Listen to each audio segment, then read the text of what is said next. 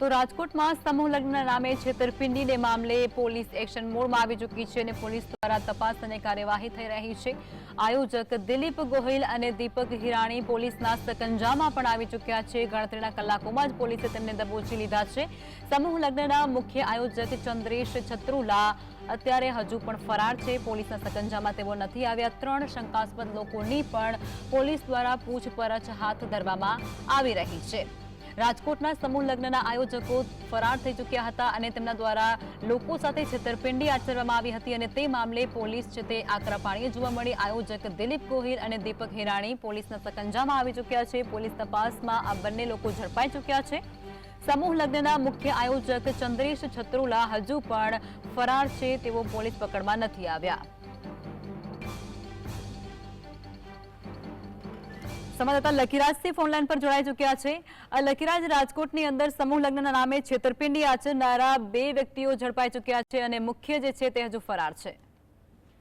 જે આપને જણાવી દો લખમાં કે રાજકોટના સમૂહ લગ્નના નામે છેતરપિંડીના મુદ્દે હવે પોલીસ છે તે એક્શન મોડમાં આવી છે। પોલીસે ક્યાંક ને ક્યાંક 6 જેટલા યુગલોના લગ્ન કરાવ્યા છે અને ત્યારબાદ પોલીસે આ આરોપીઓની શોધખોળ છે તે હાથ ધરી હતી। આયોજકો ફરાર થયા હતા। 3 શંકાસ્પદ લોકોની પૂછપરછ છે તે પોલીસ દ્વારા ધરપકડ કરીને જે શરૂ કરવામાં આવી છે। અટકાયત કરીને મુખ્ય આયોજક જે અન્ય 2 આયોજકો છે તે પોલીસના હાથવચમાં હોવાનું હાલ તો જણાઈ આવ્યું છે। દિલીપ ગોહિલ અને દીપક હિરાણી નામનો જે શખ્સ છે આયોજક છે તેની પોલીસે જે અટકાયત કરી છે। તો બીજી તરફ જે મુખ્ય આયોજક છે ચંદ્રેશ છત્રોલા તે હાલ ફરાર છે।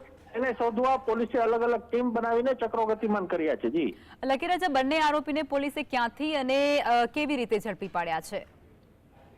પોલીસે હાલ કોઈ પણ પ્રકારની માહિતી છે તે આપી નથી, પરંતુ જે લોધાવડ પોલીસ ચોકીમાં આ બંને શખ્સોને લઈ જવાયા છે અને બંને શખ્સોની કડકમાં કડક પૂછપરછ છે તે હાલ જે હાથ ધરવામાં આવી છે તેવું સૂત્રો તરફથી માહિતી મળી રહી છે। જી લકીરાજ, પહેલા તો પોલીસની સરાહનીય કામગીરી સામે આવી અને ત્યારબાદ ગણતરીના કલાકોની અંદર જ આરોપીને પણ ઝડપી પાડવામાં આવ્યા છે।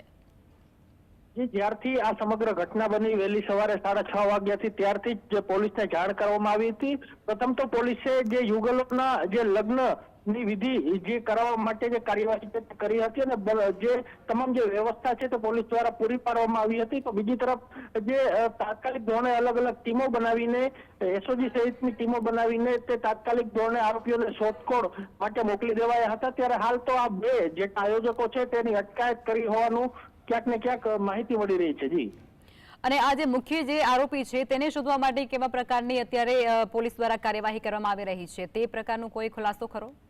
જી લખમાં મેં પ્રથમ જણાવ્યું એમ કે એસઓજી ક્રાઇમ બ્રાન્ચ સહિતનો જે કાફલો છે સ્થાનિક તેમજ એલસીબીની ટીમો છે બંને તમામ જે ટીમોને કામે લગાવવામાં આવી છે। કારણ કે 28 જેટલા યુગલો જે હેરાન થયા છે અને તેની પાછળ જે એક યુગલની સાથે 100 જેટલા તેમના પરિવારજનો ગણીએ તો પણ 3000 જેટલા લોકો છે તે આજે હેરાન થયા છે આ આયોજકોના કારણે। એવી પણ ક્યાંક ને ક્યાંક માહિતી મળી રહી છે કે જે આરોપીઓ છે અગાઉ પણ આ પ્રકારની છેતરપિંડી છે તે કરી ચૂક્યા છે। ત્યારે હવે જોવાનું રહેશે કે કેટલી કલાકોમાં પોલીસ છે તે આ લોકોને શોધી કાઢશે। કારણ કે 4 થી 5 કલાકની અંદર જે 2 આરોપીઓ છે તે પોલીસે ધરપકડ કરી છે। ત્યારે મુખ્ય આરોપી હાલ તો ફરાર છે। ત્યારે મુખ્ય આરોપી ક્યારે પોલીસના હાથવેતમાં આવશે તે જોવું રહેશે। જી લકીરાજ, આભાર।